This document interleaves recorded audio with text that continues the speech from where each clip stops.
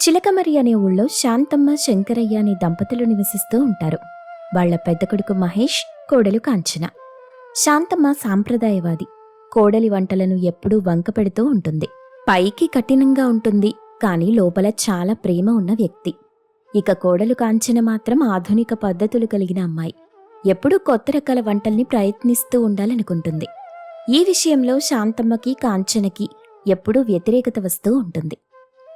అత్తయ్యా, ఈరోజు నేనొక కొత్త రకం వంటకం ప్రయత్నించాను. దాన్ని కొంచెం తిని చూసి రుచెలా ఉందో చెప్పండి. ఏవే కాంచనా, నువ్వు వంటగది జోలికి ఎందుకు వెళ్తున్నావు అసలు? అవన్నీ చేయడానికి నేనున్నానుగా. అదేంటత్తయ్యా, నేనున్న తరువాత మిమ్మల్ని వంటగదిలోకి అడుగుపెట్టనిస్తానా? అలా మీతో వంట చేయిస్తే నాకు మాటొచ్చేయదు? నీకు మాటొస్తుందని మా ప్రాణం మీదికి తీసుకొస్తావంటే మా మీద ఏమాత్రం జాలున్నా దయచేసి వంటగదిలోకి మాత్రం అడుగు పెట్టకు తల్లి. అదేం కుదరదత్తయ్యా. ఇలా చేస్తూ ఉంటేనే కదా ఏదో ఒక రోజుకి పూర్తిగా నేర్చుకోగలుగుతాను. ఏంటి పొద్దున్నే అత్త కోడళ్ళిద్దరూ సరదాగా కబుర్లు చెప్పుకుంటున్నారు? హా, మీ కోడలు కొత్త రకం వంటలతో చంపేస్తుంటే నీకు సరదాగా ఉందా? అది రోజు ఉండేదే కదమ్మా. నువ్వు చెప్పటము ఆపవు, తను వంట చేయటము ఆపదు. ఇదిలాగే ప్రయోగాలు చేస్తుందంటే ఈ ఇంట్లో ఉండటం నా వల్ల కాదురా. కావాలంటే నన్నేదైనా వృద్ధాశ్రమంలో వదిలేయండి. హా, భలేవారే అత్తయ్యా. మీరింట్లో నుండి వెళ్ళిపోతే నాకు గుర్తింపెలా వస్తుంది చెప్పండి? అయినా వృద్ధాశ్రమం అంటే గుర్తొచ్చింది. ఏం గుర్తొచ్చిందమ్మా కోడలు పిల్ల? మీ అత్తగారితో పాటు నన్ను కూడా వృద్ధాశ్రమంలో చేర్పించాలని గుర్తొచ్చిందా ఏంటి? ఆహా, అదేం కాదులే మావయ్య. మనందరం బయటికెళ్ళి చాలా రోజులైంది. ఇక్కడికి కొంచెం దూరంలో ఒక అందమైన అడవుంది. అక్కడొక మంచి పురాతన గుడి ఉందంట.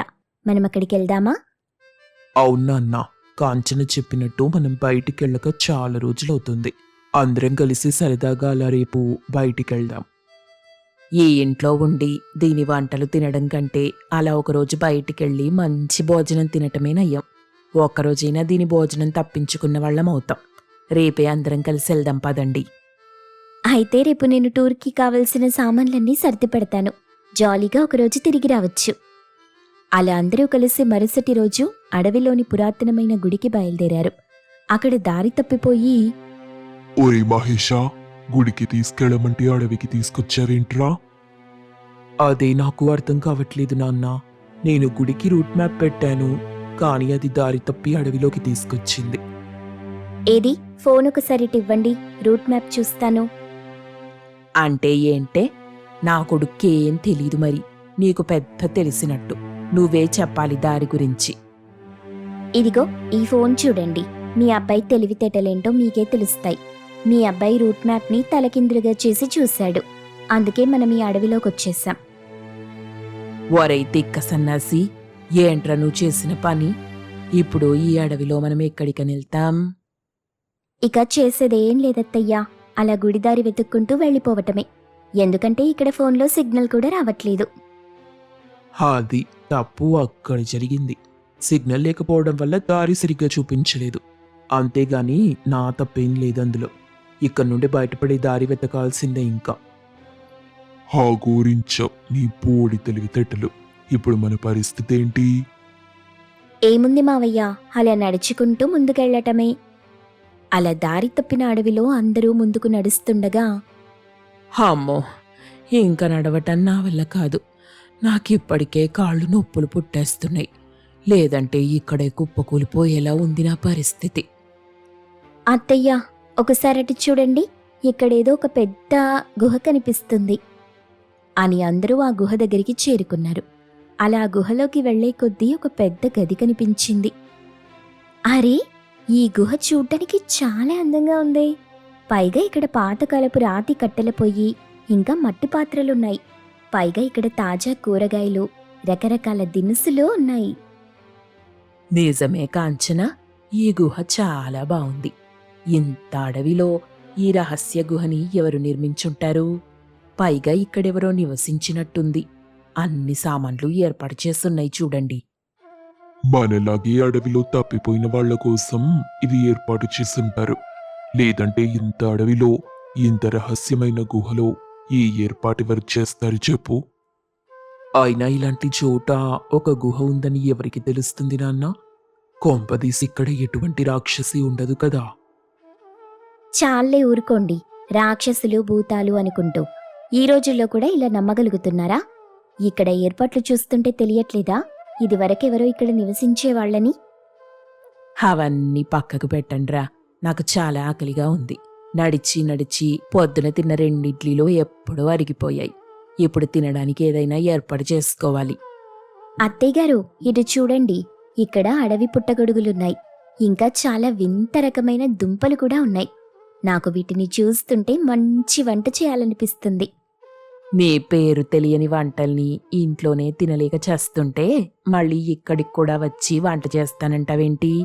అందులోనూ అడవిలో దొరికే రకరకాల పుట్టగొడుగులు, దుంపలతో నీ ప్రయోగం వల్ల మాకేదైనా జరగరానిదే జరిగిందనుకో, మనందరం ఎవరికీ తెలియకుండా ఇక్కడే సమాధైపోతాం. అబ్బా శాంతం, ఎలాగూ ఆకలంటున్నావుగా, ఇక్కడి నుండి బయటపడడానికి ఎంత సమయం అవుతుందో తెలీదు. ఇలా ఆకలితో చచ్చిపోవడం కంటే ఆ అమ్మాయి చేతి వంట తిని చచ్చిపోవటమే బెటర్ కదా. నిజమేనా అన్న, బాగా ఆకలిగా ఉంది. ఒకవేళ వంట బాగా కుదిరి మనం బయటపడగలిగితే అదృష్టవంతులం. ఇప్పుడు కాంచన వంట చేయకుండా ఆపేసిందనుకో, తిరిగి బయటకెళ్తామన్న నమ్మకం కూడా లేదు. మీరెవరూ ఏమీ భయపడనవసరం లేదు. ఇటు చూడండి, ఈ గుహలో దొరికే ఆకులు ఎంత మంచి సువాసనొస్తున్నాయో. వీటన్నింటినీ ఉపయోగించి ఒక మంచి మష్రూమ్ బిర్యానీ తయారు చేస్తాను. ఇక ఈ దుంపలతో హనీ గేజ్డ్ పొటాటోస్ చేస్తాను. అమ్మో, వినడానికే ఏదో వింత మంత్రంలా ఉంది. బిర్యానీతో తేనె దుంపల కూర. దాన్ని తినటం నా వల్ల కాదు గాని కొంచెం పాతకాలపు నటి పప్పుచారు చెయ్యొచ్చుగా. ఎప్పుడు పప్పుచారు ఏం తింటారత్తయ్య? ఈ పాతకాలపు రహస్య గుహలో కొత్త కాలపు వంట ప్రయత్నిస్తాను. మీరొక్క అరగంట ఆగండి. తిన్నారంటే ఆ వంటకు మీరే ఫిదా అయిపోతారు. నువ్వు మా మాట ఎందుకు వింటావు? కడుపు ఖాళీగా ఉంది. ఇక నువ్వు ఏదొండితే అది తినడం తప్ప మాకు వేరే దిక్కే లేదు. పోని పారిపోదామన్నా ఎటువంటి దారి లేదు. ఇక నీకు నచ్చింది చేసుకునే అవకాశం వచ్చింది నీకు. మొదలెట్టు. వెంటనే కాంచిన వంట చేయటం మొదలెట్టింది. కొంచెం సేపటికి గుహంతా అద్భుతమైన సువాసనతో నిండిపోయింది. అరగంట తరువాత కాంచన మట్టి పాత్రలో వేడివేడిగా చేసిన వంటలన్నీ వడ్డించడం మొదలెట్టింది. అబ్బా, తొందరగా వడ్డించు కాంచన, ఆకలి దంచేస్తుంది. ఇందాకటి నుండి ముక్కుతో వాసన పీల్చి పీల్చి కడుపులో ఆకలి ఇంకా ఎక్కువైపోయింది. బొరే మహేషా, ఎంత కరువులో ఉన్నట్టు మాట్లాడుతున్నావురా? చిన్నప్పటి నుండి నా చేతి వంట తిని పెరిగి ఇప్పుడు దీని వంట తినడానికి ఇంత మొహం వాచున్నావంటే నా కొడుకు మీద నాకే జాలేస్తుంది. అసలే ఆకలితో వాడు అల్లాడిపోతుంటే మధ్యలో నువ్వేంటి శాంతం? సరే, కోడలి పిల్లేదో ప్రయత్నించిందిగా, కాస్త తిని చూస్తే పోలే. ఇప్పుడంతకు మించి మనం చేసేదేం లేదుగా. వాసనైతే అద్భుతంగా ఉంది. కానీ ఇక రుచి ఎలా ఉంటుందో తిని చూద్దాం. అందరూ కలిసి భోంచేస్తూ ఉన్నారు. శాంతమ్మ ఒక్క ముద్ద నోట్లో పెట్టుకోగానే కళ్ళు తేలేసింది. అత్తయ్యా, అయ్యో అత్తయ్యా, ఏమైంది మీకు? కళ్ళు తిరుగుతున్నాయా? వాంతేమైనా వచ్చేలా ఉందా? అమ్మా, ఏమైంది నీకు? ఇలా ఉలుకు పలుకు లేకుండా ఉండిపోయావేంటి? ఒసేయ్ శాంతం, నాకు అన్యాయం చేసి వెళ్ళిపోకే. కావాలంటే నీతో పాటు నేను వచ్చేస్తాను. ఏహ, చాలా ఆపండి. ఈ పుట్టగొడుగుల బిర్యానీ అద్భుతంగా ఉంది. ఇంతవరకు నా జీవితంలో ఇంత రుచికరమైన బిర్యానీ తినలేదంటే నమ్మండి. ఈ అడవి మసాలా దినుసులు, తేనె దుంపల కూర అదిరిపోయాయి. ఏంటి, నిజంగా అంత అద్భుతంగా ఉందా అమ్మా? ఇక నేను తొందరగా ఒక ముద్ద నోట్లో పెట్టుకోవాల్సిందే. అబ్బబ్బబ్బబ్బా, ఏంటి బిర్యానీ? ఈ కూరేంటి ఇంత బాగా కుదిరింది? మీరిద్దరూ చెప్తుంటే నాకు నమ్మాలని లేదు. నిజం చెప్తున్నారా? లేదా మీరే తిని ఎందుకు భరించాలని నా చేత తినిపించడానికి అబద్ధం చెప్తున్నారా? ఆయన ఒకసారి తిని చూస్తాను. మ్మ్, మ్మ్, మ్మ్. ఆహా, ఓహో, ఏం రుచికరమైన భోజనం. నిజంగా చాలా బాగుంది కాంచన. అసలు ఈ కూరకి ఇంత రుచి ఎలా వచ్చింది కాంచన? అస్సలు చేసింది నువ్వేనా అంటే నమ్మేలా లేదు. ఈ రహస్య గుహ మహిమో ఏంటో గాని నీ చేతి వంట మాత్రం అమోఘమనుకో. మ్మ్, మ్మ్. మొట్టమొదటిసారి నిన్ను ఎంత పొగిడినా తక్కువే అనిపిస్తుంది కాంచన. ఇంకొంచెం వెయ్యి. నేను మీకు ముందే చెప్పాను కదా, వీటన్నింటితో అద్భుతమైన వంట చేసి పెడతానని. అందుకే అత్తయ్య గారు, మనం అప్పుడప్పుడు కొత్త వంటకాలు కూడా ప్రయత్నిస్తుండాలి. ఎవరికి తెలుసు దేనిలో ఏం మాయ దాగుందో.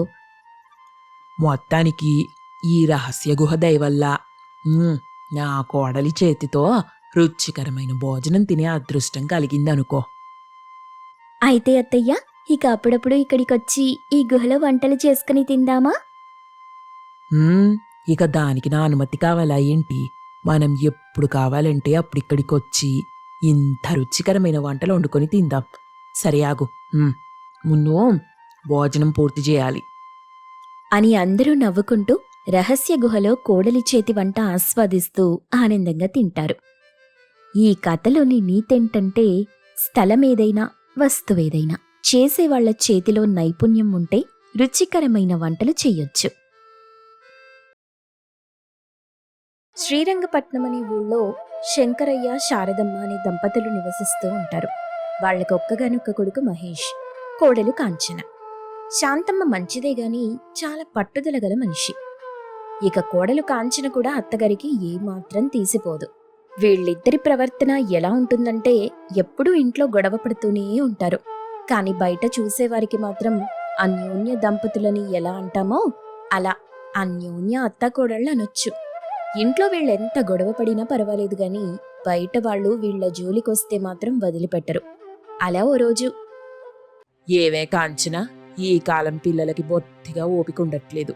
నా జీవితంలో చేదు చాలదన్నట్టు ఈ కాఫీలో కూడా చక్కెర వేయటం మర్చిపోయావు. కొంచెం చూసుకుని పని చేయొచ్చుగా. మొన్నే కదత్తయ్యా కళ్ళు తిరిగి కింద పడిపోయారు. అప్పుడు డాక్టర్ గారు చెప్పారు కదా, మీకు షుగర్ లెవెల్స్ బాగా పెరిగిపోయాయని. అందుకే చేదు కాఫీ ఇచ్చాను, అదే చక్కెర వేయకుండా. ఆ వంకతో నన్ను పస్తులుంచాలన్నదే కదా నీ ప్లాను.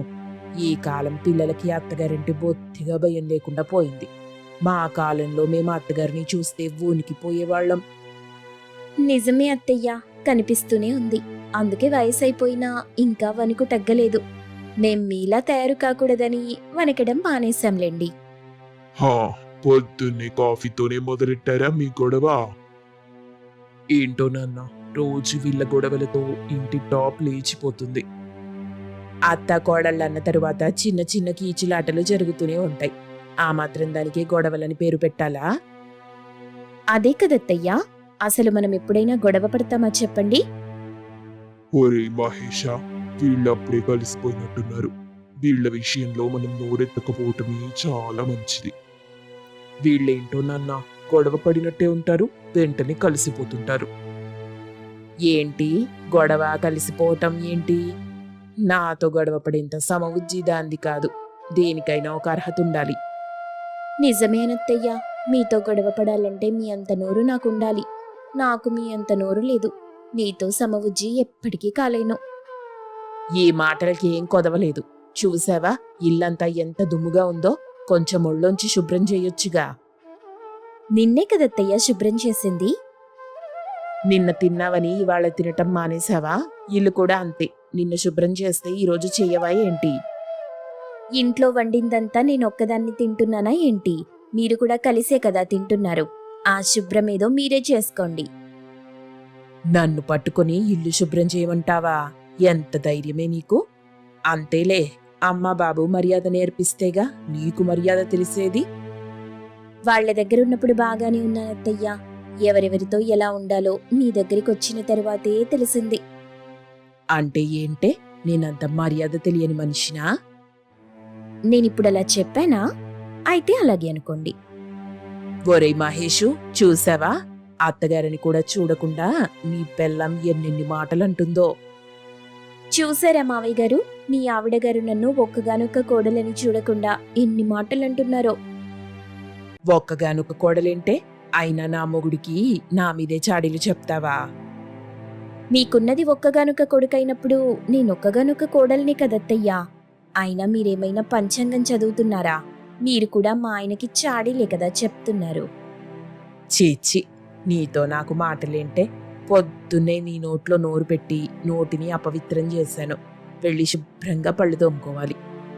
నాకు కూడా మీతో ఎటువంటి మాటలు అవసరం లేదు. అవతల నాకు చాలా పనుంది అని ఇద్దరూ అక్కడి నుండి వెళ్ళిపోయారు. తర్వాత శంకరయ్య మహేష్తో, ఒరే, ఏంట్రా వీళ్ళ బాధ? వీళ్ళిద్దరినీ చూస్తుంటే మనకి పిచ్చెక్కుతుంది. కరవమంటే కప్పకి కోపం, విడవమంటే పాముకి కోపం అన్నట్టుగా ఉంది వీళ్ళ పంచాయితీ. మనం చెయ్యగలిగేదేం లేదు నాన్న, చూస్తూ కూర్చోవడమే తప్ప. వీళ్ళ గొడవ చూసి అలసిపోయాం. సరే పదండి, వెళ్ళి టిఫిన్ చేద్దాం. అని శంకరయ్య మహేష్ కూడా అక్కడి నుండి వెళ్ళిపోతారు. మరుసటి రోజు కాలనీలో ఒక ఫంక్షన్ జరుగుతుంది. శాంతమ్మ కాంచన ఆ ఫంక్షన్కి వెళ్లారు. అక్కడ కాలనీ ప్రెసిడెంట్ రత్నమాల కలగచేసుకుని నవ్వుతూ శాంతమ్మ వైపు చూసి, ఏంటి శాంతమ్మ గారు, కోడలితో కలిసి ముచ్చటగా వచ్చారే? అవును, మీ కోడలింట్లో పని అస్సలు చేయదంటగా, అంతా మీరే చేసుకుంటారంటగా. అంటే ఇది నా మాట కాదులేండి, నీ పక్కింటి లక్ష్మి చెప్తే విన్నాను. ఏంటి రత్నమాల, నువ్వు కూడా లక్ష్మి మాటలు నమ్ముతావా? దానింట్లో దాని కోడలు చేసే ముచ్చట్లన్నీ నా కోడలి మీద తోసేసి చెప్పుకు తిరుగుతుందన్నమాట. ఏదో ఓ రోజు దాని చర్మం ఒలిచి చెప్పులు కుట్టించుకోను. నా కోడలు బంగారం, నన్నొక్క పని కూడా చెయ్యనివ్వకుండా ఇంటి పనులన్నీ అదొక్కదే చేస్తుంది. అసలు నా కోడలు కాంచన వంటెంత బాగా చేసి పెడుతుందో తెలుసా? పాపం పిచ్చిది, రోజులో ఎంత అలసిపోతుందో. చిన్న సాయం చేస్తానంటే కూడా ఒప్పుకోదే. అవునా, మరి నిన్న మీ ఇంట్లో నుండేదో గొడవ పడుతున్నట్టు పెద్ద పెద్ద అరుపులు వినిపించాయి. అంటే అది మన కాలనీ వాళ్ళు అంటుంటే విన్నానులే. అయ్యో పిన్ని గారు, ఈ కాలనీ వాళ్ళు వాటిని అరుపులంటున్నారా? మా అత్తయ్య గారికి నా మీదున్న ప్రేమ. నిన్న నేను భోజనం సరిగ్గా చెయ్యకపోతే నా ఆరోగ్యం ఏమైపోతుందోనని అలా అరిచి మరీ తినిపిస్తారు. మా అత్తగారు నన్ను చూసుకునే తీరు చూస్తే మా అమ్మ నాతో లేదన్న లోటు అస్సలు తెలియకుండా పోతుందనుకోండి. ఇలాంటి అత్తగారు దొరకటం నా అదృష్టం. ఏమంటారత్తయ్య? నా కోడలు బంగారు తల్లైనప్పుడు కూతురులా చూసుకోవడంలో తప్పేముంది? నాకు నా కొడుకు ఎంతో, నా కోడలు అంతే. అవును పిన్ని గారు, అందరి బాగోగులు బానే కనుక్కుంటున్నారు గాని ఏంటి, మొన్న ఆ మధ్య మీ కొడుక్కి కొత్తగా పెళ్ళయిందంటగా? కొత్త కోడలొచ్చిన నెలలోపే వేరే కాపురం పెట్టించిందంట. అంటే మేం కూడా అందరూ చెప్పుకుంటుంటే విన్నానులేండి. ఎవరా కూత కూసింది? అలాంటిదేం లేదు. అయినా ఈ లోకులు కాకుల్లాంటి వాళ్ళు. ఎప్పుడు చూడు పక్క వాళ్ళ మీద ఉన్నవి లేనివి చెప్తూనే ఉంటారు. మనలాంటి అత్తాకోడళ్ళు బావుంటే అస్సలు ఓర్వలేరు. సరే, కాలనీ ప్రెసిడెంట్ని కదా, అవతల నాకు చాలా పనులున్నాయి. మీరు కానివ్వండి, నేను మళ్ళీ కలుస్తాను అని రత్నమాల వెళ్ళిపోగానే, దీని తిక్క బాగా కుదిర్చావు కాంచన. లేకపోతే ఎప్పుడు చూడు వాళ్ళు చెప్పారు వీళ్ళు చెప్పారు అని మొత్తం ఇదే చెప్తుంది. ఒక్క మాటతో దాన్ని నోరు మూయించి ఇక్కడి నుండి వెళ్ళిపోయేలా చేసావు. ఇంకోసారి మన జోలికి రమ్మన్నా రాదు. మీరు మాత్రం తక్కువ అత్తయ్య. ఆ రత్నమాల నన్ను అనడానికి ట్రై చేసినా ఒక్క మాట కూడా పడకుండా చేశారు. చాలా థ్యాంక్స్ అత్తయ్యా. థ్యాంక్స్ ఏంటే థ్యాంక్స్, మనలో మనం ఎన్నైనా అనుకుంటాం. అలాగని ఊరి వాళ్ళంతా నా కోడలను ఒక మాట అంటానంటే పడనిస్తాననుకుంటున్నావా? ఈ శాంతం అంటే ఏంటో వాళ్ళకి తెలియజేయను. సరే పద, అక్కడ భోజనాలు జరుగుతున్నాయి, వెళ్ళి తిందాం. ఇద్దరు భోంచేయడానికి వెళ్లారు. అక్కడ కలిసిన సరోజ, హా ఏంటి అత్త కోడళ్ళు ఇద్దరు ఆనందంగా కనిపిస్తున్నారు? ఏదేమైనా శాంతమ్మా, కోడలు విషయంలో నువ్వు చాలా అదృష్టవంతురాలివి. నాకు ఉందో కోడలు, ఎప్పుడు చూడు నా కొడుకుతో గొడవ పెట్టుకుంటూనే ఉంటుంది. అలాగే కాంచనా, ఏ జన్మలో చేసుకున్న పుణ్యమోనమ్మా, నీలాంటి కోడలు నాకు దొరకనందుకు చాలా బాధపడతాను. అవును సరోజ, కాంచన మా ఇంట్లో అడుగు పెట్టిన తరువాత మా ఇంటికి లక్ష్మీ కళొచ్చింది. ఒక్క కష్టం కూడా రాకుండా ఇంటిని బాగా చూసుకుంటుంది. సరే ఇంటికి వెళ్దాం పదండి అత్తయ్య గారు. మన కోసం ఇంట్లో మావయ్య ఆయన వెయిట్ చేస్తుంటారు అని ఇద్దరు అందరి ముందు సరదాగా ఒకరి చెయ్యి ఒకరు పట్టుకుని ఇంటికి బయలుదేరతారు. వాళ్ళ అన్యోన్యత చూసి అందరూ ఆశ్చర్యపోతారు. ఇంటికెళ్ళిన తరువాత, ఏవండి, ఇవాళ్ళందరి ముందు అత్తయ్య గారు నన్ను ఎంత పొగిడారో తెలుసా? నేనొక్కదాన్నేనా ఏంటి? నువ్వు మాత్రం అందరి ముందు నన్నెంత పొగిడావు? అయినా నా కోడల్ని ఎవరైనా ఒక మాట అంటే ఊరుకుంటానా? నా కోడలి పరువు పోయిందంటే ఈ శాంతమ్మ పరువు పోయినట్టు కదా. అత్తయ్య, మీకు గుర్తుందా, మీరందరి ముందు నేను వంట చాలా బాగా చేసి పెడతానని మెచ్చుకున్నారు. రేపు మీకోసం నేను చాలా రకాల వంటలు చేసి పెడతాను. సరే, రేపు ఒక్కరోజు నీకు నచ్చినట్టు వండు. కానీ చెప్తున్నా, మరుసటి రోజు నుండి నా పెత్తనమే నడుస్తుంది. ఆ తర్వాత గురించి తర్వాత మాట్లాడుకుందాం అత్తయ్య. రేపటికైతే ఇంటి పెత్తనం నాదే. ఇప్పుడే కదా బయట ఒకరినొకరు పొగుడుకున్నారని చెప్పారు, ఇంతలో మళ్ళీ మొదలెట్టారా?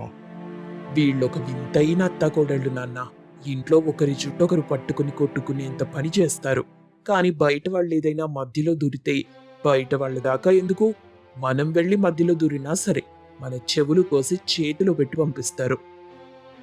ఏంటిప్పుడు మా ఇద్దరు అత్తాకోడళ్ళకి దిష్టి పెడుతున్నారా? ఆయన మేమేమైనా కావాలని చేస్తున్నామా? ఏదో ఇంట్లో మాకు కాలక్షేపం అవడం కోసం అలా గొడవ పడుతున్నామంతే. ఏమంటావు కాంచనా? మరి లేదంటే మనం ఏమైనా ఒకరి మీద ఒకరం ద్వేషంతో గొడవ పడుతున్నామా? చాలా ప్రేమతో గొడవ పడుతున్నాం. అత్తయ్య గారికి నేనంటే ఇష్టం, నాకు అత్తయ్య గారంటే ఇష్టం. మన అత్త కోడలి అనుబంధం ఎవ్వరికీ అర్థం కాదులే అత్తయ్య. పదండి, మీరు రెస్ట్ తీసుకుందరు. వాళ్ళ అన్యోన్యత చూసి శంకరయ్య, మహేష్ నవ్వుకుంటారు. ఈ కథలోని నీతేంటంటే, ఇల్లన్నాక, అత్త కోడళ్ళన్నాక చిన్న చిన్న అపార్థాలు, తగాదాలు జరగటం సహజమే. కానీ ఇంటి గుట్టు రచ్చకెక్కకుండా బయట ప్రపంచం ముందు ఒక్కటిగా నిలబడటమే ఒక మంచి కుటుంబానికి అందం.